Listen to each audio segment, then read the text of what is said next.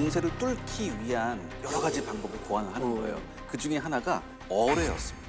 어뢰? 예, 스파트피드라고 해서 활대 기뢰. 각종 배들에 저런 걸 달아갖고 네. 멀리서 푹 폭탄만 꽂아놓고 적의 함체를 폭파시키자. 네. 그 다음에 등장한 것이 바로 어뢰정, 반잠수정인 겁니다. 이제 CSS 데이비드라는 이제 어뢰정인데 실전까지 투입된 네. 거예요. 그래서 뉴 아이언 사이즈를 공격을 해요.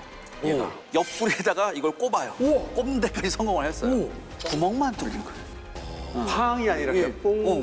장갑이 뚫리니까 그래서 결국에 수리하러 북쪽 항구로 이제 갈 수밖에 없었죠. 기뢰정에 사람이 타는 거예요? 아, 그럼요. 사람이 운전을 하고 그렇죠. 꽂아놓고 그럼 푹 꽂은 다시 다음에. 후진? 근데 그만큼 남부가 굉장히 다급했다는 거죠. 그렇죠. 네, 진짜.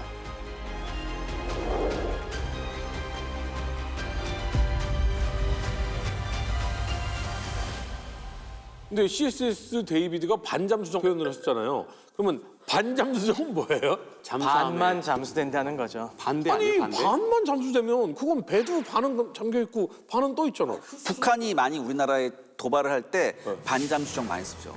왜냐하면 반잠수정의 또 특징이 뭐냐면 물속으로 완전히 들어가면 속도가 느려지거든요.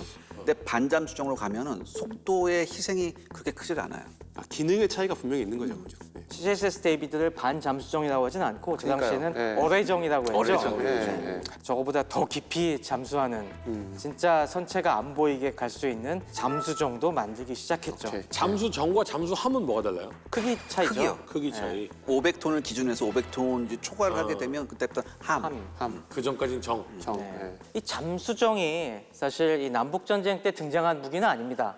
당연히 옛날부터 잠수정의 아이디어는 있었어요. 아니 사람이 잠수를 하니까요, 당연히. 이게 본격적으로 야 이런 원리를 이용을 해서 잠수에 들어가는 배를 만들어야겠다. 얘기가 나오기 시작한 거는 16세기부터 아이디어가 나옵니다. 그래서 여러 군데에서 이 설계가 나오고 시도가 있었는데 당연히 만들기가 쉽지가 않죠. 그래서 처음 군용으로 만들어 본 게 러시아에서였다고 해요. 그래서 러시아의 표트 대제가 한번 만들어봐 했는데 그때도 역시 작동을 잘 안 하니까 그냥 포기했는데 의외로 그 다음에 이걸 발전시킨 게 미국 독립전쟁 때입니다. 독립전쟁 때도 이 잠수정이 만들어졌어요. 그래갖고 이때는 1인용 잠수정을 만들었습니다. 1776년에 터틀이라는 다 그 거북이, 그렇죠. 거북선. 똑같이 생겼어요. 항상 이때 문제가 뭐냐면은 잠수하면은 어떻게 이걸 배를 추진할 수가 있지? 그래서 이때는 어떤 방식을 썼냐면은 손으로 돌렸습니다. 물속에서 노젓기는 힘드니까 저 뒤에다 스크루를 달고 그 스크루 축에 이렇게 손으로 돌리는 크랭크를 갖다가 넣어갖고 이걸로 막 돌려가면서 했는데 문제가 뭐냐면은 물속에서 돌리는 게 얼마나 힘들겠어요. 요즘 따지면 오리보트 아니에요? 해가지고 발로 막 해서 하는 거. 그게 1인승 같은 경우에는 뭐 해야 되냐면 손으로 돌리면서 추진도 하면서 방향도 잡아야 되고 공격도 해야 돼요. 네. 그래서 첫 번째 영국 배를 갖다가 공격하려고 했는데 잠수해서 가다가 힘이 빠져갖고 공격을 포기해야 됐습니다. 게다가 막 산소도 충분하지 않는 거 아니에요? 막 호흡도 네. 힘들 것 같은데. 그래서 이게 19세기가 되면은 유럽에서부터 이런 잠수함들이 많이 만들기 시작했어요. 그래서 증기선을 만든 로버트 풀턴이 이런 잠수함을 만들어서 몰래 활대기대 같은 걸 저기에 꽂아 놓는 게 미래 해전을 지배할 것이다라고 막 책도 쓰고 그래서 요거에 솔깃한 여러 유럽 해군들이 실제로 만들어 보기 시작했습니다. 19세기 초부터. 그래갖고 남북 전쟁 때도 사실 잠수정을 처음 만든 거는 북군이에요. 유럽의 잠수정을 우리 한번 만들어 보죠. 라고 해서 엘리게이터라는 이름의 거북이에서 한 단계 발전해서 악어가 되는 악어가 돼갖고 이 악어를 만듭니다. 그러면서 악어가 되니까 길어졌지 않습니까? 길어지니까 여러 명이 들어가서 돌리는 이런 추진 방식의 이런 잠수정을 만들기 시작합니다. 자, 그러면 이게 잠수정이라는 게 일반적인 배랑 뭐가 다르냐면은 잠수정은 떠올랐다가 가라앉았다. 이걸 할 수 있어야 돼요. 그렇죠. 자유자재로 부상과 물속에서 중성부력 맞춰야 될 거 아니에요? 네, 그렇죠. 이걸 어떻게 하냐면은 우리가 부력이라는 건 어떻게 생기는지 옛날에 배우셨습니다. 거기서 등장한 인물이 아르키메데스. 맞습니다. 아르키메데스. 우리 목욕탕에 들어가서 유레카를 외친 아르키메데스가 금 아닙니까, 그 금? 진짜 금인지 이걸 갖다가 파악하기 위해서 물속에 넣어봤다는 그러면서 이 아르키메데스의 원리가 딱 거기서 밝혀진 거죠. 그거랑 이거랑 무슨 상관이에요? 아르키메데스가 거기서 깨달은 거는 물질마다 밀도라는 게 다르다. 무게는 같아도 부피가 다르기 때문에 합금인지 아닌지를 알 수 있다는 걸 발견한 게 하나가 있고 부력에 대해서 우리가 물속에 들어가면 붕붕 뜨는 느낌을 받게 되는데 이게 원리가 어떻게 되는 것인가라는 걸 고민하다가 만들어낸 겁니다. 부력이라고 하는 것은 물속에 잠긴 부분이 있잖아요. 이 잠긴 부분의 물만큼을 선체 공간으로 대체한 거잖아요. 그럼 이 바닥에서 밀어 올리는 이 부력의 크기는 물 밑으로 잠긴 부분에 해당하는 물의 무게만큼이다라는 것이 바로 아르키메데스의 원리입니다. 그러면 그 부분에 물을 한 방울만 덜 하고 이렇게 부으면 가라앉지도 뜨지도 않는 이런 상태가 돼요? 그렇죠. 배에 작용하는 중력과 이 배 밑에서 떠받치는 이 부력이 딱 평형을 이루는 지점에서 배가 딱 멈춰 있는 거죠. 그러니까 어떻게 해야 배가 가라앉겠습니까? 물을 더 부으면 가라앉죠? 그렇죠. 그래서 이 잠수함은 물을 갖다가 넣었다 뺐다 할 수 있는 이 물탱크를 같이 옆에다 놓습니다. 이걸 우리가 밸러스트 탱크라고 하잖아요. 야, 근데 저게 고장 나면은 진짜 끝이네요. 네. 그렇죠. 그래서 잠수함한테 잠수함엔 이 밸러스트 탱크라는 게 있어서 여기다가 물을 집어넣으면 가라앉고 여기에 있는 물을 빼내면은 위로 묵 떠오르는. 근데 물을 넣는 거야 너무 쉽죠? 바다에서 구멍을 열면 물이 들어올 그렇죠. 테니까. 근데 얘를 어떻게 빼내요? 그게 또 중요한데 현대 잠수함은 압축 공기로 뺍니다. 그렇죠. 네. 이 안에 엔진이 있으니까 이걸 돌려갖고 압축 공기를 만들어놨다가 거기다 이제 압축 공기를 슉 집어넣으면은 그 안에 있던 물이 슉 물을 빠져나가지 빼내겠죠. 않습니까? 근데 저거는 아니잖아. 저희도 스킨스쿠버 할 때 공기로 하잖아요. 사람은. 어? 사람이 내려가고 올라갈 때 공기로 하잖아요. 이제 스킨스쿠버 할 때. 물속에서 숨을 후 쉬었다가 후 뱉으면은 뱉으면 내려가고. 뱉으면은 내려갔다 쭉 올라가고. 가라앉고 들어마시면 쉬면은 올라가고. 떠오르고 이런 거 경험해 보시지 않았어요? 뭘 해도 뜨던데. 지방의 밀도가 물보다 낮은가 봐요. 그렇죠, 맞습니다. 지방이 밀도가 작기 때문에 잘 떠요. 아니 근데 그 엔진을 돌리는 거는 압축 공기를 밀어 넣을 수 있으니까 그런데 저때 당시에 저거는 물은 뭐 어떻게 빼요? 사람이 불어요? 저것도 저 때는 핸드펌프로 했어요. 펌프로 손펌프로. 저 펌프도 사람이 작동시켜야 중요한 게 됐습니다. 뭐냐면 추진도 이런 것도 죄다 수동으로 했었어야 됐어요. 그리고 그 당시에는 밀폐 기술이 완벽하지 않았기 때문에 가다 보면 중간에 계속 새요 물이. 그럼 어떻게 해요? 그러니까 계속 펌프를 작동을 해갖고 그러니까 밸러스트 탱크도 계속 비우고 선체로 들어오는 것도 물펌프로 계속 빼내야 되고 그래서 사람의 노동력이 굉장히 많이 필요한 뭐하러 작업이었죠. 만들어요 이거? 아 그만큼 다급한 거죠. 이걸 왜 다급한 만드나 거. 싶지만은 근데 이걸 가지고 어떻게 공격을 해요? 그래서 이 잠수정도 마찬가지로 그 안에 활대기를 달아갖고 물속으로 해서 이 안에서 막 돌리면서 그럼 밖에서는 안 보이니까 잠수정은 완벽하게 수십 몇 미터 밑을 가니까 밖에선 전혀 감시병이 못 보는 사이에 쓱 와갖고 활대기를 꽂고 도망가는 거죠. 근데 거위 발이라고 하잖아요. 왜 겉으로는 이렇게 도도하게 평온해 이렇게 보이죠. 떠 있지만 네. 발은 막 움직이고 있다고. 그러면 저 안에서 막 이렇게 하잖아요. 저 잠수정이 진짜 전투에서 뭔가 활약도 해요? 그렇습니다. 북군이 만든 엘리게이터도 실전에 투입하려고 했어요. 원래 언제 투입하려고 했냐면은 1차 체스터낭 공격 있잖아요. 여기서 한번 실전 투입을 해봐야겠다. 우리가 몰래 체스터낭으로 잠입을 해갖고 적을 뒤흔들어 놔야지 하고 갖고 왔는데 안타깝게도 모니터함 같은 운명을 맞았어요. 진짜요? 갈아주세요. 갖고 오던 도중에 풍랑을 만나갖고 이 예인하는 줄이 끊어져서 이게 떠내려갔는데 발견이 안 됐어요. 그냥 침몰해 버렸습니다. 이 엘리게이터가 딱 만들어진다는 소식을 역시 남군에서도 뭘 보고 알았겠어요? 신문에 났어요. 신문 보고 하니까. 그래서 당연히 건 신문에 다 나와. 이거 우리도 만들어야겠다 싶어서 그 다음에 만들어진 게 헌리오 같은 남군의 잠수정입니다. 그래서 남군도 이걸 찰스턴에 실전 배치를 했습니다. 했는데 이 헌리오도 순탄치가 않았어요.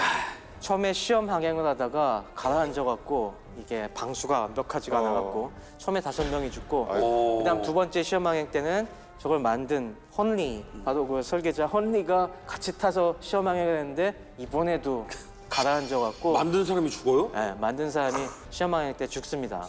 이때는 이거 문 열고 못 빠져나오는 거예요? 아 이게 수압 때문에 못 열죠. 당연히 이제 물속에 있으니까 수압 때문에 못 빠져나오고 그래갖고 이걸 또 건져냈어요 결국에. 근데 대신에 보디가드가 야, 이거 잠수정 이거 너무 위험하다. 잠수정이지만은 물을 조금만 넣어서 완전히 잠기지 않게 하고 내보내라 이렇게 제안을 줍니다. 네. 그 상태로 이제 드디어 실전 배치가 돼갖고 저 안에서 열심히 이걸 돌리면서 드디어 1864년도 2월 달에 출격을 합니다. 저 끝에는 9m짜리 장대 끝에 토피도를 달고 이번에는 봉쇄를 하고 있던 슬루프선 USS 휘사토니코를 공격하기 시작합니다. 그러면서 밤에 진입을 해서 장대에 딱 꽂아놓고 어딜 갔다가 기폭시키는 데 성공해서 슈자토닉은 철갑함이 아니었기 때문에 완벽하게 격침이 됩니다. 그래서 헌리가 첫 번째 잠수정은 아니지만은 실제로 적함을 침몰시킨 최초의 공격을 성공시킨 잠수정입니다. 그러면 잠수정은 어떻게 됐어요? 잠수정에서 성공해서 네. 야 이제 돌아가면 되겠다 해서 이제 후진을 해서 돌아오려고 하는데 유감스럽게도 돌아오지 못합니다. 왜요? 이게 정확히 돌아오지 못해서 추정으로 남아 있었는데 추정. 아마도 너무 깊숙이 박았다가 빨리 후진을 못한 상태에서 폭발했다. 이 폭발의 충격으로 그랬을 것 같아. 헌리까지 손상을 입어서 점점점 물이 들어오니까 이걸 물을 빼내지 못하고 결국에 침몰했을 거라고 추정을 합니다. 그래 아무리 작대기를 길게 한다고 해도 폭발에 휘말리지 않을 수가 없죠. 네, 그래서 첫 번째 공격을 성공시킨 헌리도 이렇게 비참한 운명을 맞게 되고 다만 이 배가 그래서 그동안은 행방이 묘연했는데 이것도 1990년대 발견이 됐습니다. 또 돈 많은 IT 기업 회장이 또 취미생활 잠수했다고 그러니까 찾았어요. 이제 이 해군의 지원을 받아서 2000년도에 저게 인양이 됐습니다. 저게 바로 인양하는 사진입니다. 아니 근데 진짜 저기 들어가면 진짜 힘들겠다.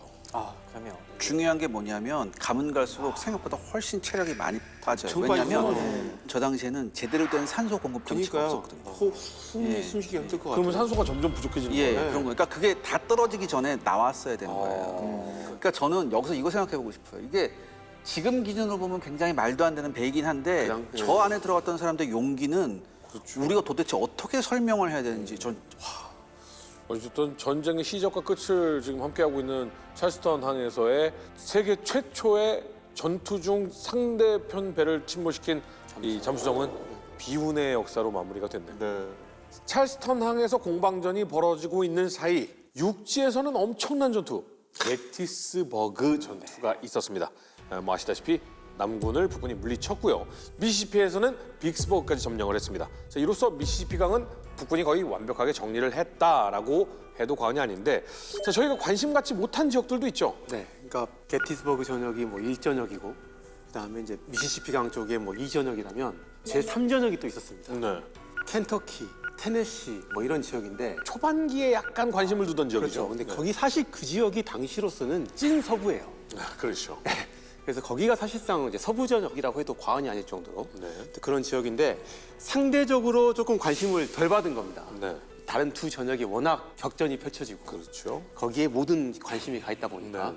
근데 여기서 어떤 일이 이루어졌냐면 63년에 빅스버그 전역이 한창일 때 내시빌은 지금 북군이 점령을 하고 있어요. 근데 이 당시 북군은 로즈크렌즈라는 이제 장군이 이끄는 이제 컴벌랜드 군이에요. 한 7만 정도 병력이 내시빌을 장악하고 내시빌에서부터 이제 조지아 쪽으로 내려가는 병참선, 철도가 이렇게 있거든요. 그쪽으로 이제 가려고 하는 이런 움직임을 이제 항상 가지고 있었고 여기를 지키고 있었던 또 남군이 있습니다. 이제 브레그 장군이 이끄는 남군은 이제 테네시군이라는 이제 조직인데 3만 정도의 병력. 근데 둘이 안 싸우고 서로 대치만 하고 있었던 거예요. 그 기간 동안에. 왜냐하면 상대적으로 관심이 없다 보니까 정부에서 뭐 굳이 내가 싸워야 돼 준비도 안 돼 있는데 뭐 그러면서 계속 버티고 있는 그런 상황이었었는데 이제 빅스버그 포위전이 거의 끝나갈 무렵에 그동안 계속 링컨 같은 경우도 이제 이 로즈크렌즈한테 너 이제 공격 좀 해라 계속 했는데 안 하고 있었거든요. 아, 동북은 서북은 왜 이렇게 말을 안 들어? 이러고 있는. 그러다가 이제는 공격을 결국에는 7월 달에 초에 이제 하게 됩니다. 근데 이 사람이 어떻게 공격을 하냐면 정면으로 충돌하려고 하지 않아요. 측면으로 돌아가지고 배후의 병참선 혹은 퇴로를 차단하려고 하는 그런 방법을 계속 씁니다. 네. 남군의 테러를 차단하려고 하는. 그래서 당시로서는 이거는 기동이 불가하다라고 여겼을 정도의 험지였던 컴벌랜드 고원 쪽으로 이렇게 돌아서 가요. 그러다 보니까 이제 배후의 차단의 위협을 느꼈던 브레그 같은 경우는 북군이 도달하기 전에 알아서 뒤로 계속 철수하는 그런 작전이 반복이 되는 겁니다. 근데 뭐 정확한 정보는 없었겠지만 그래도 7만 대 3만이면 상당한 병력 차기 때문에 그렇죠. 네네. 좀 이런 말은 좀 이제 격이 떨어지긴 하지만 쫄 수밖에 없는 상황이었어요. 어쩔 수밖에 없고 본인도 뭐 지원도 잘 못 받는 상황에서 병참선 자체가 단일 병참선입니다. 저기가. 그러니까 이 병참선이 차단되면은 고립돼서 잘못하면 포위선멸 당할 수 있겠다라는 두려움이 항상 있었던 거죠. 이제 그러면서 어디까지 내려왔냐면 채터누가까지 이제 밀려 내려오게 됩니다. 그래서 정면에 이제 부대를 놓아놓고 마치 채터누가를 정면 공격을 하려는 것처럼 하면서 동시에 주력은 삥 돌아가지고 이제 퇴로를 차단하는 식으로 하다 보니까 브레그가 채터누가를 포기하고 저기 보이는 치카마우가 협곡까지 밀리게 되는 이제 그런 상황이 이어서 펼쳐졌던 거죠. 약간 바둑 두는 느낌이에요. 바깥쪽을 이제 감싸 안으려고 하면 뒤로 빠지고 뒤로 빠지고 이러면서 계속해서 지키는 느낌을 보이고 그러니까 있네요. 사실 로즈크렌즈 국군 같은 경우는 정말 최소한의 피해. 로 여기까지 오게 된 겁니다. 네. 네. 근데 여기서 더 밀리면은 굉장히 곤란한 상황이었던 것이 바로 이 채터누거 일대가 갖는 중요성 때문이었습니다. 맞습니다. 예. 지리적으로 딱 지도를 보시면은 여기가 바로 테네시주와 조지아주의 경계예요. 그리고 테네시 강이 지나고 있습니다. 자연적으로도 굉장히 중요한 지역이었고 또 중요한 거는 저 채터누거에 철도가 지나고 있습니다. 근데 이 철도가 굉장히 중요한 간선이었어요. 리치먼드 쪽에서 오는 철도가 이곳을 통과해야만 테네시와 미시시피 쪽으로 나가는 네. 우리가 원래 그 빅스버그까지 연결되는 철도가 그렇습니다. 다 여길 지나가는 곳이었기 때문에 이 채터누거가 만약에 떨어지면은 그리고 이 일대 철도가 완전히 마비가 되면은 남부의 중요한 교통로가 상실되는 것이고 또 밑에 조지아도 연결되는. 그러니까 네. 아틀란타까지도 그렇죠. 이게 내려가는 아틀란타까지 철도잖아요. 쭉 내려가다 네. 보니까 특히 이제 조지아가 전장이 된다는 거는 어제 완전히 배후까지 북군에게 내주고 있다는 인상을 줄 수가 있기 때문에 이제 여기서 더 밀리면 안 된다는 절박감이 남부 쪽에 밀려옵니다. 그래서 병력들을 증원하기로 결정합니다. 그래서 누구를 갖다가 보내냐면은 우리가 게티스버그에서 큰 피해를 입었지만은 항상 툴툴댔던 롱스트리트를 여기에 보내기로 합니다. 롱스트리트요? 네. 이것도 또 거리가 만만치 않은데요? 네, 만만치 않습니다만은 역시 그래도 철도가 아직 어느 정도 기능을 하고 있었기 때문에 이제 철도에 실어갖고 채터누가 전역으로 증원 병력을 보내기 시작합니다. 어떻게 보면 이 리의 양팔 중에 한 팔이었던 잭슨을 잃고 남은 한 팔인 게 롱스트리트잖아요. 네. 리는 반대했습니다. 당연히 근데 뭐 리는 어쩔 수 없죠, 반대했지만은 상황이. 예. 예. 게티스버그에서 체면을 구기고 왔기 때문에 안 된다. 이제는 네 말 한 번 들어줬더니 이꼴 났지 않냐. 네. 더 이상 밀리면 안 되니 롱스트리트를 보내야겠다. 이거 롱스트리트 자신도 리 밑에서 지금 고생하느니 딴 데 가고 만다라고 해서 본인도 원했고 해서 이곳으로 증원이 됩니다. 그래서 브레이그는 6만 병력 이상으로 거의 대등한 병력으로 올라섭니다. 그리고 바로 이 채터누거에서 조금 내려간 저곳에 개울이 있었습니다. 이거 마치 뭐 우리 앤티톰 크릭을 연상하듯이 여기도 그 크릭의 이름이 바로 치카모가였습니다. 치카모가 크릭을 딱 등지고 저곳에 남군이 더 이상은 못 내준다면서 포진하기 시작합니다.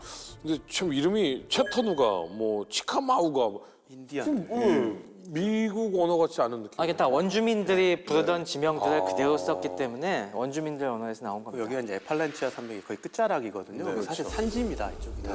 어떻게 보면은 원주민들이 뭔가 뛰어노고 기상 약간 이런 느낌이 있는 곳이죠. 주먹쥐고 일어나 뭐 이런 사람들이 뛰어놀던. 그렇죠. 네. 브레그가 이끄는 테네시군이 여기서 반격을 실시합니다. 로스크레는 저 북쪽의 켈리라는 마을 중심으로 해서 반원 형태로 저길 단단하게 지키려고 포진을 하고 있었는데 이곳을 이제 남군이 에워싸기 시작하고 남군이 거의 대등한 병력이니까 어디 과감하게 한번 밀어붙여보자 라고 해서 북군의 저 아직 방비가 허술한 우익 쪽을 갖다가 롱스트리트가 처음 밀고 올라가기 시작합니다.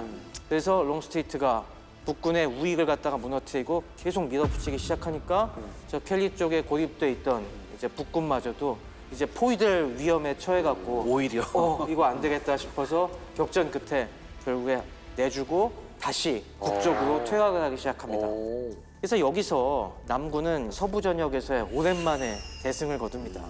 물론 뭐 피해 상황 자체는 그렇게 압승은 아니었어요. 국군이 한 사상자가 16,000 정도, 그리고 남군이 한 18,000 정도로 전술적으로는 뭐 거의 비긴 거나 마찬가지지만은 북군을 확 밀어내는 데 성공을 해서 이제 유의미한 굉장히 큰 승리를 거뒀고요. 이를 통해서 이제 다시 한번 서부 전역을 안정시키는 데 성공합니다.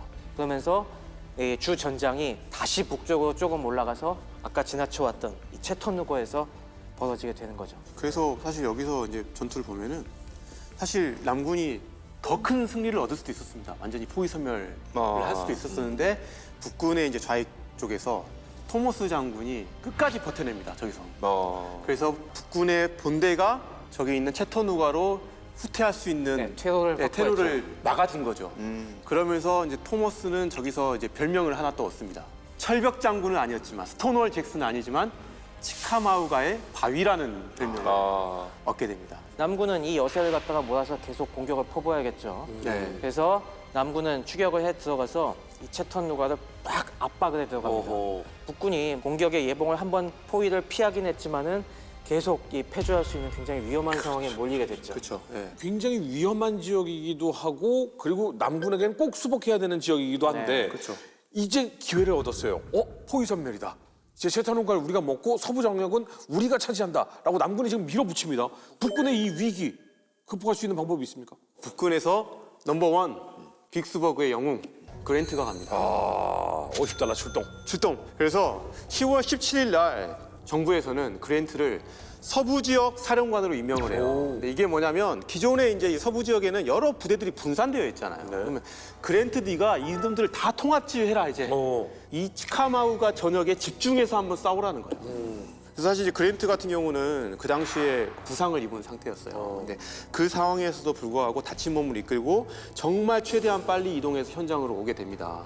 근데 사실 장군만 오면 안 되잖아요. 그렇죠. 병력도 와야 되는 거잖아요. 그래야죠. 그래서 급하게 이제 포토맥군에서 2개의 군단을 뺍니다. 그래서 사령관을 이제 후커, 잘 싸우는 후커 장군이 기차를 타고 오는데 2만 3천여의 병력이 2,000km를 오는데 12일 만에 와요. 이게 이제 북부의 철로의 힘이죠.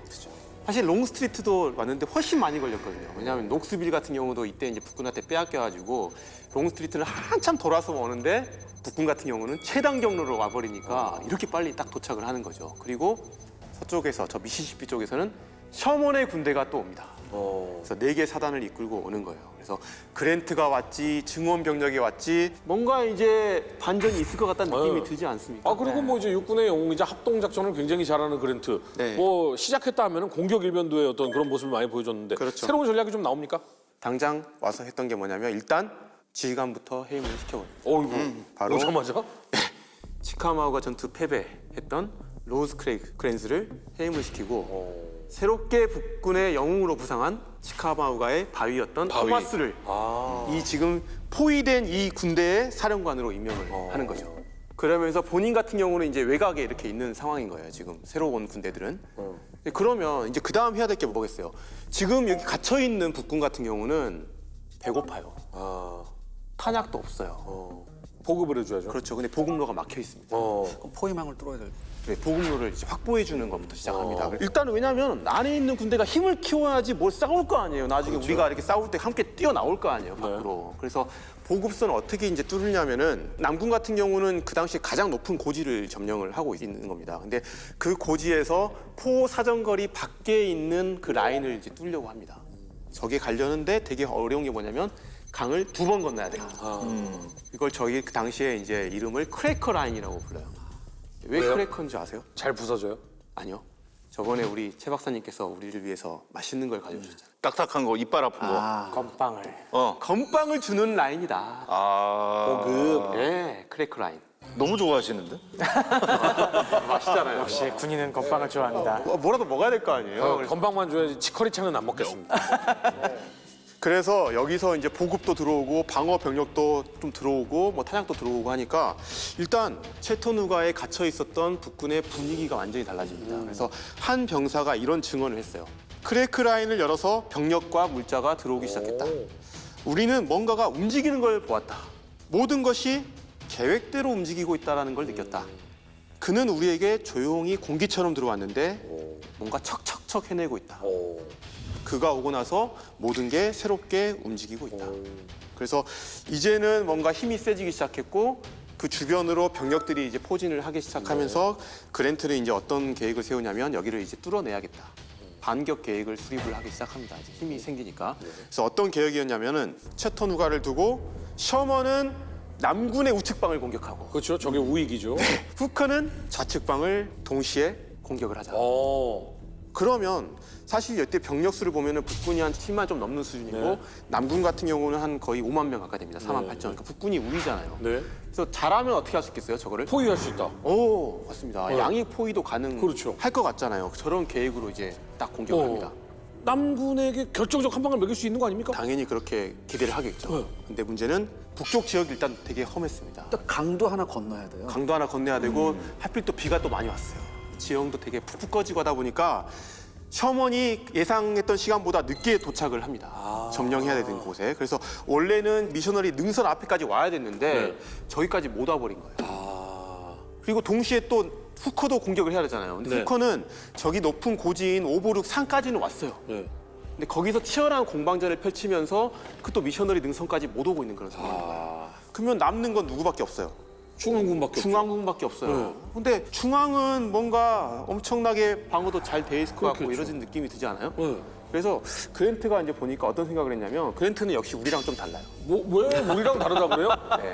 중앙이 강할 것 같다 그랬잖아요. 그렇죠. 중앙 방어 라인이 강할 것 같다고 했죠. 근데 그랜트가 보니까 셔먼도 잘 안 되고 후커도 잘 안 되네. 그러면 남군은 의외로 중앙이 약하지 않을까? 이런 생각을 한 거죠. 아, 의외로 중앙이 약하다는 거 양쪽으로 지원 병력을 보냈다. 그러니까 양쪽에 병력이 많겠구나. 양쪽이 두텁다. 강하구나. 네, 강하구나. 오. 그래서 확실한 정보가 필요하잖아요. 그래서 사실 토마스한테 막 공격하라고 하면 어때요? 너무 자살행위 같잖아요. 또 위력 정찰. 저 고지 중간중간에 바위도 있고 상당히 공격하기가 까다로운 곳이에요. 그래서 그래 위력 정찰 정도 해봐라. 한번 특권 들어보려. 잘 되면은 한번 공격으로 가도 괜찮지 않을까? 오. 그래서 토마스가 진짜 이제 정찰을 딱 나갑니다. 네. 그런데 의외로 조금 잘 돼요. 어. 그러다가 토마스가 거의 이제 독단적인 판단으로 전면적인 공격을 감행을 해버립니다. 오. 그래서 저기 능선에 있는 중앙 부분을 돌파해버립니다. 야, 이거 전형적인 허리 자를라서 포위선멸전이 될 것 같은 느낌인데요? 그렇죠. 그래서 여기서 사실 불가능을 가능하게 만들어버린 게 오. 뭐냐면 저 기세에 놀라가지고 브래드 군이 철수를 해버려요. 오. 토마스가 잘한 것도 있고 또 여기가 중앙이 약할 거라고 판단했던 그랜트가 잘한 것도 있지만 남군의 실책도 있었습니다. 여기 실책이 있었어요. 예, 이게 실책이라고 하긴 좀 애매하긴 한데 첫 번째 여기서 했던 전투에서 남군이 이겼던 것은 롱스트리트 군단이 와서잖아요. 그렇죠. 근데 여기서 이제 포위전을 하고 있는 과정 중에서 데이비스의 지시로 롱스트리트 군단이 북군의 번사이드에게 빼앗겼던 녹스빌로 가버립니다. 그래서 이제 남군의 방어 라인이 얇아지겠죠. 약화되어 있는 네. 그런 상황에 때마침 북군의 공격이 시작이 됐던 거고 사실 남군 입장에서는 설마 이 천연 장애물이었던 능선의 한가운데를 노리겠어? 약간 이런 방심도 있었던 겁니다. 게다가 갇혀 있었던 군대가 되게 황당한 거죠. 건빵의 힘입니다. 네, 크래커 라인의 힘입니다. 네. 근데 전 토마스 군대가 굉장히 운이 좋았다고 생각하는 게 뭐냐면 네네. 이때 당시에 병사들의 일기나 이런 걸 보잖아요. 네. 그럼 개활지에서 보병 전진을 굉장히 병사들이 거부해요. 맞아요. 네. 왜? 앞에 게티스버그에 그게 있었기 때문에. 그래서 남군이나 북군이나 개활지에서의 전진을 병사들이 굉장히 거부하는 성향이 강했어요. 당연하죠. 네. 사실 산악 지형에서의 방어전에 능한 롱스트리트에 이곳에 포진하고 있었으면은 북군이 아마 또 실패했을 겁니다. 분명히 실패했을 텐데 이 롱스트리트가 빠져나감으로써 채터누가 전역을 다시 한번 뺏기게 된 거죠. 네. 전체적인 상황을 보면 남군은 전형적으로 인원이 좀 부족해요.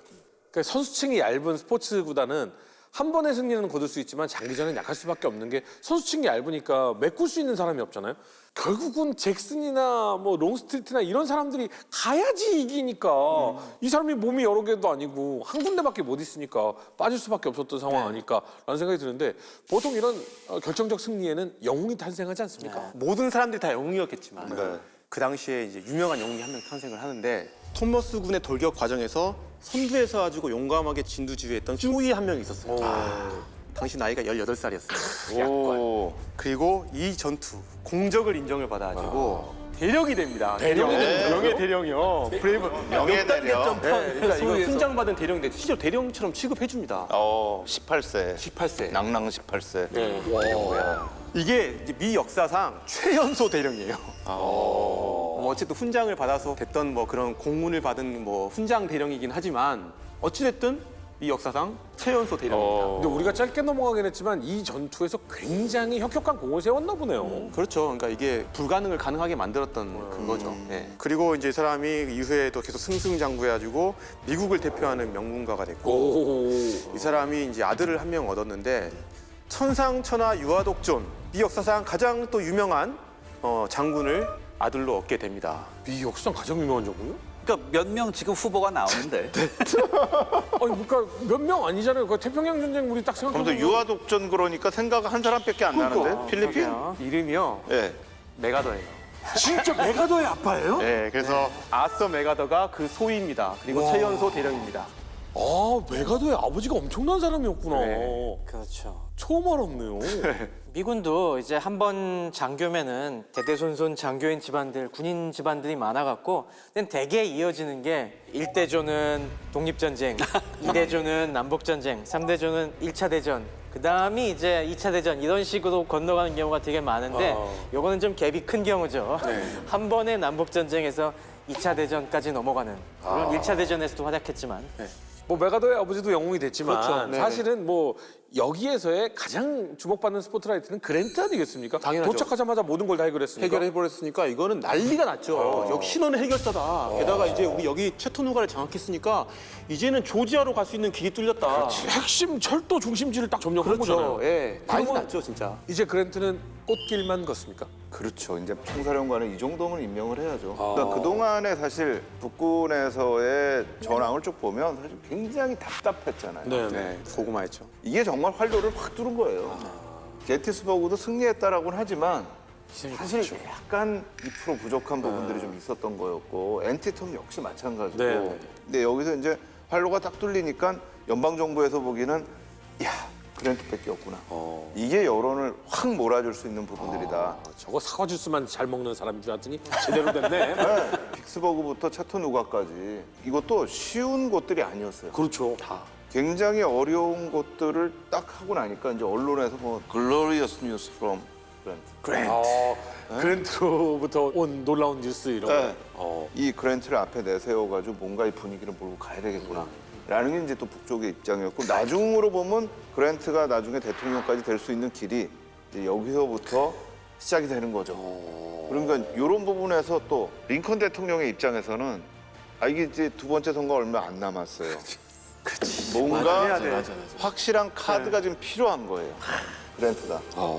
총사령관 되려 그러면 중장으로 진급해야 된다. 별을 하나 중장이요? 받아줘야 되겠다. 야, 그 당시로서는 엄청 획기적인 거 아닙니까 진짜? 그렇죠. 이 미군은 아무래도 군대가 작다 보니까 계급을 많이 만드는 걸 되게 싫어했습니다. 지금이야 뭐 5스타까지 소위부터 촘촘하게 있지만은 저 당시엔 계급이 띄엄띄엄 있었어요. 장군도 2스타까지밖에 없었는데 이제 여기서 그랜트의 전공은 2스타 정도로 우리가 채워줄 수 없다. 여기서 3스타 계급을 정식으로 만들어야겠다. 그래서 이때 중장, 리eutenant general이라는 계급을 하나 만듭니다. 그러면 미 역사상 최초의 중장인 거예요? 최초는 아닙니다. 네. 최초는 아니고 사실 전례는 있었어요. 당연히 독립전쟁의 영웅 워싱턴, 조지 워싱턴에 대해서 스트레이스타 계급을 한번 만들어준 적이 있고 그 다음에 남북전쟁 이전에 윈필드 스콧 장군에게도 멕시코 전쟁에서의 공훈이 있었으니 우리가 장군님을 한번 모시겠습니다 하면서 명예 계급을 한 번 더 만들어줍니다. 명예 계급이었어요. 명예 중장. 그래서 뭐 예우 차원에서 이런 식으로 명예 계급을 준 적은 있었는데 무슨 현직이잖아요. 네, 현역 군인에게 정식 계급으로 준 거는 이게 처음이죠. 지휘봉 잡고 별 세 개를 가진 건 처음인 거네요. 그렇죠. 이제는 투스타 장군들이 너무 많아져서 똑같은 투스타로는 격이 안 산다. 그러니까 하나 더 달아주자 이게 된 겁니다. 그랜트는 여기 전부터 이미 영웅이었어요. 그렇죠.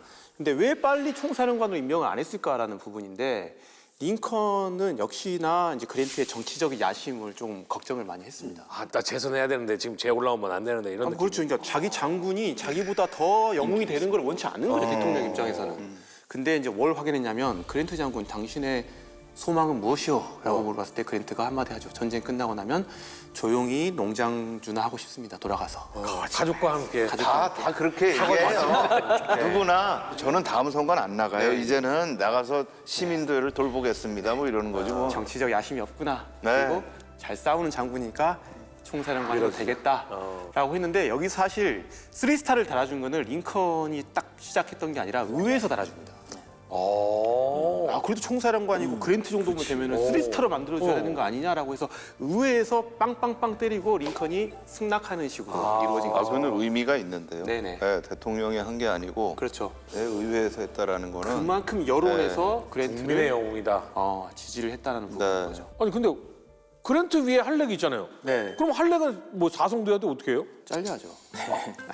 장난입니다. 그러니까 이거 당연히 할렉이 교체가 된 거죠. 그러니까 링컨이 사람을 잘 쓴다는 게 네. 뭐 사실 할렉이 능력이 조금 부족했던 건 사실이지만 또 그렇다고 크게 결격사유는 없는 사람이지 않습니까? 다만 링컨이 원했던 그런 전략적 공세에 대한 마인드는 별로 없었던 거죠. 네. 가혹하게 안 하고 네. 아주 예우를 갖춰주면서 해줍니다. 그래서 네. 형식을 본인이 사임하는 형식으로 내가 더 이상 힘들고 능력이 부족한 것 같으니 총사령관을 못하겠습니다 하고 본인이 물러나는 형식으로 해서 그렇다면 어쩔 수 없군요. 하지만 뭐 그동안 공적이 있으시니 총사령관 그 밑에 참모총장을 해주십시오. 이런 식으로 이제 살짝 낮추고 그 위에 그랜트를 앉히는 형식으로 네. 이렇게 무난한 인사를 하게 됩니다. 근데 사실상 밑에 있는 것도 아닌 약간 동등한 입장으로 되는 거예요. 그러니까 네. 그랜트가 총사령관이라면 총참모장 같은 이제 역할을 하는 거죠. 지금도 합참의장과 참모총장, 참모총장의 이 박근혜. 관계가 상하 관계가 아니라 군령권, 군정권으로 나눠져 있는 거지 않습니까? 그렇죠. 그래서 네. 할렉도 원래 잘하는 게 군대를 지휘하는 것보다 그런 군사 행정적인 행정을 거. 잘하니까 군정 쪽을 맡으시고 네. 이제 병력을 지휘하고 하는 거는 이제 잘 싸우는 그랜트 장군에게 맡기는 이런 식으로 나눠 가지는 묘수를 갖다가 취한 그렇죠. 겁니다. 그럼 그랜트 입장에서는 되게 어떻게 보면 좋은 게 본인은 싸우는 데만 집중하면 되잖아요. 그러니까 부하들을 관리하거나 아니면 정치인들하고 뭔가 소통하거나 아니면 대통령하고 뭐 직접적으로 해야 되는 뭐 이런 많은 어떤 부수적인 것들을 할렉이 담당을 해주는 겁니다. 근데 너무너무 잘했다고는 하지만 할렉의 표정을 보면 100% 만족하는 것 같진 않네요. 기분 나쁘죠. 아니 근데 전 솔직히 할렉이 묻어난 사람이다. 전 그러니까 할렉이 예전부터 우리가 봤잖아요. 그랜트를 엄청 시기했고 그랜트가 원하는 거 허락 안 해주고 심지어 우리가 지금 치카마고도 하고 했지만 그랜트는 빅스버그 끝나고 나서 또 원대한 계획도 하려고 했거든요. 근데 그것도 다 못하게 한 게 할렉이었습니다. 근데 이제 그랜트가 어떻게 보면은 이렇게 왔으니까 네, 어쩔 수 없다. 어쩔 수 이거. 없다. 네. 뭐 이런 거겠죠. 남북 전쟁을 대표하는 양대 산맥이죠. 남쪽에 로버트 리 그리고 북쪽에 그랜트. 드디어 처음으로 제대로 된 구도가 갖춰졌습니다. 자, 그런데 제대로 싸우려면은 준비가 탄탄해야 될 거 아니겠습니까? 자, 그랜트 장군 북군의 체계를 바꾼다면서요? 그랜트가 취임한 게 이제 1864년 3월인데 그랜트가 와서 뭐 바로 바꾼 건 아니고요. 네. 이미 1년 전부터 뭔가 북군에겐 조금씩 변화가 있어 왔습니다. 맥컬레런이 나간 다음인 것 같은데요. 나간 다음이죠. 네. 네. 그래서 이게 어떤 변화냐면 1862년 그다음에 가을 겨울에서 여러 가지 뭐 전투들이 있었잖아요. 그래서 이제 북군의 사상자들이 엄청 늘어나면서 더 많은 병력이 필요한데 하필 또 그때 이제 지원자들이 많이 줄어드는 좀 그런 시기였었거든요. 그래서 어떻게 하면 병력들을 많이 뽑을 수 있을까라고 해서 그때 나왔던 방법이 뭐 입대 장려금이나 징병법 같은 것들이 이제 도입이 됩니다. 근데 그러면서 달라지는 게 있습니다. 민병대법에서의 군대는 사실 지역 전통이 되게 강했어요. 그러니까 연대가 같은 공향 출신들로 구성이 돼서 새롭게 뭔가 군대를 뽑아도 원래는 보충병들로 이제 기존에 줄어든 연대에 막 투입을 하고 해야 되잖아요. 근데 그냥 새롭게 뽑은 사람들은 새로운 연대를 계속 만들었던 거예요. 그러니까 연대 숫자는 엄청 늘어났는데 빈 껍데기 연대들이 많이 생긴 거죠. 그러니까 심지어 어떤 연대는 2명밖에 없었대요. 사령관과 부하 하나. 야, 그 괜찮다. 그렇죠. 사실 이렇게 징병법을 하면서 이제 연방에서 뭔가 이거를 하다 보니까 지역에 관계없이 정해진 규모에 맞게 인적 구성에 맞게 연대를 만들게 되는 겁니다. 그래서 사실 이제 이 변화의 시점이 이미 63년부터 일어나게 됐던 거죠. 사실 법은 안 만들수록 좋습니다. 그렇죠. 예, 근데 이제 불가피하게 이게 해야 된다라고 할 때 법을 만드는 건데 네. 그래서 이걸 이제 만드는데 여기에 보면 징집 대상자는 20세에서 45세 미만. 와, 역시 저는 빠집니다. 법으로 딱 제정이 되면 네. 그 시점에 그 나이인 거예요? 그렇죠. 난 가야 되네. 근데 이게 조금 애매한 게 무조건 그 나이에 이제 간다 이게 아니고 사실 이 징병법이라는 것은 무조건 동원한다기보다는 징병을 하라는 어떤 그런 강제 혹은 지원 촉진 역할을 하는 거였습니다. 그러니까 법을 만들어 놓고 너희 지역에서 이만큼 쿼터를 할당을 줬으니까 이만큼 들어와야 되는데 이게 다 못 채워질 경우에 징병을 실시한다는 거예요. 그러니까 딱 일반인들 입장에서는 야, 저 징병법이라는 게 결국에는 내가 가야 될 수도 있는 거잖아. 약간 그렇지, 이런 그렇지. 느낌인 거죠. 그러니까 그렇지 않으려면 열심히 동료를 해서 그렇죠. 들어가자. 진짜 가야 될 사람들이 가자. 그렇죠. 이런 예. 분위기를 만들기 위해. 그렇죠. 예. 그럼에도 불구하고 의무적으로 등록은 해야 됩니다. 그렇습니다. 내가 이 나이니까 맞습니다. 그럼 무조건 해야 돼요. 관리를 하는 거죠. 그렇게 네. 연방에서. 그렇다고 또 아무나 다 가는 게 아니에요. 면제 조항이 있습니다. 어허. 해당되는지 네, 잘 들어보겠습니다. 우선 첫 번째, 정부 공무원, 부통령, 판사, 행정부서장 및 주지사. 안 갈 것 같은데 그냥. 거의 교수는 공무원이네요. 없습니까? 교수 없었어요. 네, 교수 없었어요. 거기다 육사 교수는 더더욱 안 되는 거죠. 나 과부나 연로한 부모의 외아들, 그 다음에 병역 자격이 있는 아들이 2명 이상. 일 경우에. 그러니까 20살에서 45살 사이에 있는 사람이 아들이 둘 있으면 네. 그러면 이제 안 가는 거. 그다음에 이제 부모가 없는 12살이 되지 않은 아이의 유일한 형제나 아버지. 그러니까 이건 뭐 지금 우리도 그렇잖아요. 우리도 병역법 같은 거 보면 굉장히 가족이 어렵거나 아니면은 자녀가 많거나 뭐 이런 경우들 이제 이럴 때는 이제 군대를 면제하거나 아니면 공익을 가거나 이제 이런 제도가 있는 건데 이제 문제는 다음부터예요. 여기서 이제 삼정의 문란이 나오기 시작을 합니다. 첫 번째, 징집에서 자신의 자리를 대신할 수 있는 대체자를 제공할 수 있다. 이제 여기서부터 이제 문제가 터지기 시작하는 거죠. 대립군. 네. 그리고서는 대체자에게 300불을 넘지 않는 금액을 제공할 수 있다. 돈 주고 다른 사람을 보내는. 그렇죠. 이제 이게 사실은 이 조선 후기에 굉장히 어렵게 했던 되게 중요한 사항인데 요게 나오기 시작을 하는 거예요. 근데 지금으로 따지면 300달러 하면은 3,300만, 30만, 한 40만 원 돈 되는 거잖아요. 근데 40만 원 돈 내고 안 가는 우리 건 말이 안 그때 되잖아요. 지난번에 저희가 했던 얘기가 흑인 병사 월급이 얼마였어요? 10달러. 네. 거기서부터 시작해야죠. 10달러 곱하기 그러면 한 3년치의 월급인 거네. 그러면 얼마 준대요? 얼마 준대요 이게? 이걸 좀 엄밀하게 계산해 보면은 당시의 돈 가치와 지금 돈 가치를 비교하는 건 일단 물가 지수로 계산하는 방법이 있습니다. 그 방법으로 하면은 1863년 기준으로 그 당시 1달러가 지금 한 약 24달러 정도 됩니다. 그러니까 24배를 해야 된다는 거죠. 그럼 300달러가 24배 하니까 7,200달러죠. 근데 7,200달러를 해보면은 요즘 돈은 한 950만 원, 한 1,000만 원 가까이 되는데 근데 생각보다 얼마 안 한다고 생각할 수가 있죠. 근데 여기서 또 고려해야 될 것이 그동안 경제 성장을 했기 때문에 소득 상대적으로. 자체도 많이 변했습니다.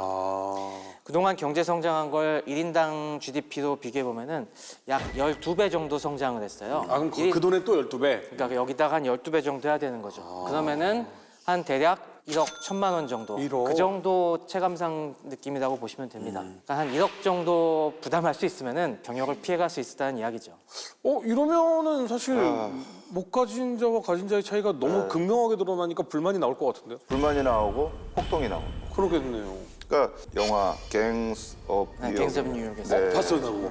거기에 디카프리오 나오는 거? 네, 맞습니다. 마지막 장면에 요게 나옵니다. 아. 사실 이 시기에 아주 급격하게 늘었던 이민자들이 아일랜드 출신 이민자들이 급격하게 늘었어요. 사실 아일랜드도 되게 먹기 힘들고 기근 뭐 이런 것 때문에 왔는데 뉴욕도 오니까 힘든 거예요, 먹고 살기가. 그런데 징집까지 당한다? 그러니까 이 사람들이 분노가 크게 달한 거죠. 군대와 건물을 공격하기 시작을 했고 그 분노의 대상이 또 흑인으로 확대되기 시작을 합니다. 아 너희들 때문에 이 전쟁이 일어난 거야? 그렇죠. 유색인종 고아들을 돌보는 시설에도 불을 지르고 공격이 일어나고 무려 이제 사흘 동안 유혈 사태가 발생을 하는데 발표된 건 한 120명 정도가 죽었다. 근데 실제로는 1,200명이 죽었다라는 얘기까지도 있습니다. 그 원래 정부 발표와 실제 또 민간 발표가 다르니까. 네, 그것도 있고 그 당시에는 정확하게 이민자들이 많으니까 등록이 안 되니까 누가 죽어도 누가 죽었는지를 식별하기가 어려운 시대예요. 특히 이제 눈에 띄는 거는 흑인을 공격한 부분들이에요. 그러니까요. 노예들이 풀려나가지고 자유 흑인이 돼가지고 우리 자리를 다 차지해버리네. 그러니까 사실 지금에 있어서도 많은 나라에서 이제 인종 갈등이 일어나는 이유 중에 하나가 밖에서 들어오는 마이그레이션의 인구가 우리 일자리를 가져간다라고 하는 생각들이 광범위하게 퍼지는. 그러니까 이제 미국 중부에서도 백인들이 트럼프에 대한 지지가 올라갔던 것도 사실 그런 부분들이 되게 있었고요. 독일에서 터키계에 대한 부분들도 사실은 그런 부분들이 있었는데 실제로 보면 그렇게 이민 와서 하는 밖에서 오거나 아니면은 뭐 흑인 노예들이 하는 일들이 그럼 거기 살고 있는 사람들이 하는 일이냐? 그렇지는 않아요. 그러니까 우리가 얘기하는 소위 그 3D라고 하는 이런 쪽에 가지만 이걸 또 정치적으로 되게 선동하는 사람들이 생깁니다. 쟤네들이 우리 일자리 다 가져가고 있어. 하나의 자기와 가까운 사람들의 하나의 그룹을 만드는 거죠. 이걸 저희가 이제 타자화라고 하는데 아도라이제이션이라고 해서 남을 타자화하면서 나의 아이덴티티를 강하게 하는 그러면서 이제 결집을 시키는 건데 이제 이렇게 되니까 이 폭동이 일어나게 되는 아주 중요한 계기가 됩니다. 또 하나는 뉴욕이라고 하는 도시 특수성이 있는 것 같아요. 그러니까 뉴욕은 사실 위치는 북부에 있지만 여긴 정말 다양한 사람들이 모여 사는 곳이고 뿐만 아니라 뉴욕은 무역을 하는 곳입니다. 이게 항구잖아요. 남북전쟁이 일어나니까 무역하는 사람들이 지금 다 힘들어진 거예요. 근데 무역하는 사람들이 힘들어지면 노동자들은 일할 곳이 없어요. 또 거기에 플러스 노동자가 와야 될 사람들이 군대로 가니까 또 노동력도 또 부족해요. 또 하나의 중요했던 사실은 이 뉴욕에서의 이 폭동을 막기 위해서 동원된 군대가 게티스버그 전투를 마치고 돌아온 군대가 또 이걸 진압하는 강압적으로 또. 네, 그런 역할을 했다는 거예요. 그러니까 링컨 행정부에게도 굉장히 위험한 그런 경종을 올려주는 사건이 될 수가 있어요. 이건 곧 이제 두 번째 대통령 선거를 앞두고 있는 상황이죠. 예. 그러니까 지금 이게 단순히 그냥 폭동으로 느껴지지 않는 것이 북부와 남부의 가장 큰 첫 번째 대립은 우리는 자유국가다. 주가 우리의 법은 우리가 정해서 우리가 하고 싶은 걸 할 것이다. 이게 남부고 북부는 연방이 중요하다.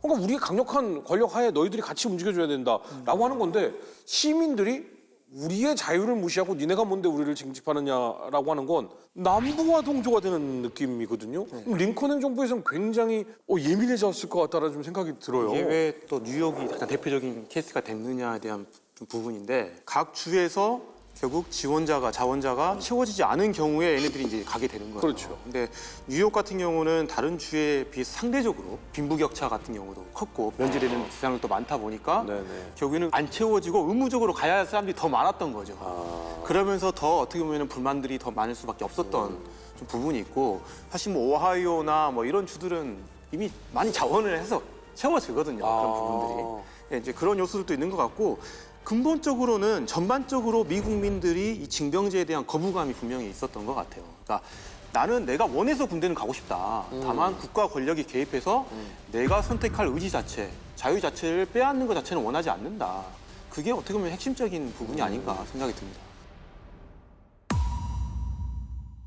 근데 폭동이 그 정도의 사망자가 나왔을 정도면 진압작전에서도 무기가 상당히 많은 무기가 사용이 됐겠어요. 뉴욕타임즈 건물하고 창문에는 그림에 보시는 저런 게 설치돼 있었습니다. 뉴욕타임즈 창문에 게틀링을 설치해놨다고? 이게 최초 기관총의 초기 모델이라고 할 수 있는 게틀링건인데 링컨과 그랜트는 전쟁을 끝낼 결심을 해야죠. 그랜트가 총사령관이 됐잖아요. 네. 전 전역에서 동시에 진격하는 겁니다. 미 전역 합동작전. 그렇죠. 기존에 이제 전역들이 따로 놀 때는 남군 입장에서 덜 위급한 지역에서 돌려막기가 가능한 거예요. 근데 이렇게 해버리니까 안 그래도 병력도 적어 죽겠는데 그게 안 되는 거예요. 리는 역시 지금까지 그랜트가 싸웠던 사람과는 확실히 레벨이 달랐습니다. 리는 여기서 먼저 그랜트보다 빠르게 동쪽으로 기동을 해가지고 광야의 그 좁은 길, 빽빽한 길에서 먼저 방어를 딱 해버립니다. 여기서 남군이 병력 자체 손실은 적지만은 또 한 번 어마어마한 피해를 입습니다. 이제는 리는 왼쪽 오른쪽 팔 다 잃었다.